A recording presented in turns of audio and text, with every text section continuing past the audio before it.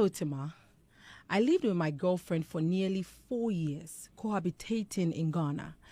Things weren't good at all. From renting to feeding was just not easy.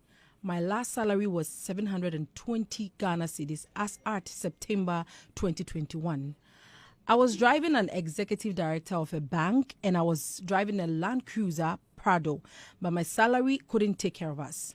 I had to quit the job after 6 years and venture into motorbike delivery. I got a motorbike on hire purchase for 200 Ghana cedis per week for 1 year. I finished paying in October 2022 and immediately I got a job opportunity in the UK. I left Ghana in November 2022.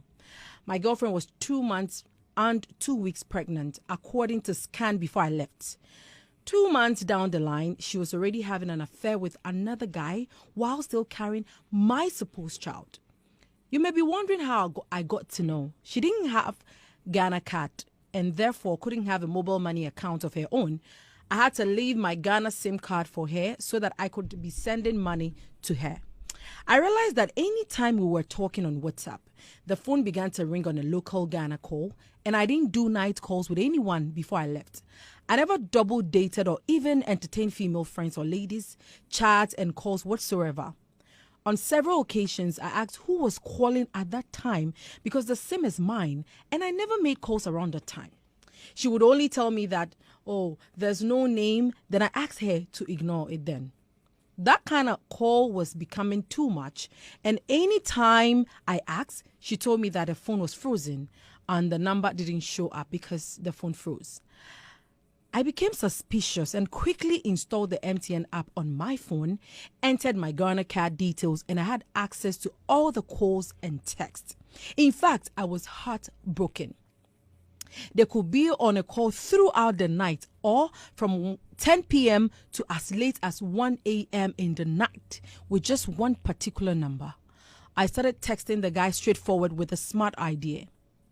I said, bro, I left my pregnant girlfriend and traveled, but my grandpa, a great fetish priest, called me and told me that he is sensing something and straightly got me his number, that he's sleeping with my pregnant girlfriend. Please, none of my family is a fetish priest, but it was just a way to get him to tell me every truth. I told him that my grandfather wants to paralyze him, but I had to please that he may be innocent. In fact, he started confessing that he didn't know the girl was pregnant from the beginning because it wasn't showing. In fact, I was so much heartbroken. Then I immediately went ahead and said to him in a jovial way that the unborn child could be his child. But he replied and said, I don't do raw or unprotected sex, bro. During this period that she was messing up, she was living with her parents because I didn't want her to leave alone in case something is happening to her. I immediately informed her parents and sent them the screenshots of the chats between the guy and my girlfriend. I immediately blocked her number and I told her parents that we can't continue the relationship again. But I promised to take care of the child until I do DNA and also promised to establish a business for her since she'll be the immediate parents to the unborn child. In fact, the parents kept on weeping and sending voice notes every morning, begging me and all that. They said for about 3 days she never stepped out of her room and she wasn't eating. In fact, I felt pity for her at that moment. I then told her mom that they should tell her to take her bath and eat something. I unblocked her and told her to find something to eat and then call me. I was much concerned about the innocent baby starving in her womb. Honestly, I almost went mad in the UK. Tima, I come from a very humble family. I never had parental care. My dad is in the UK but abandoned me over 16 years. And he comes to Ghana but we never meet.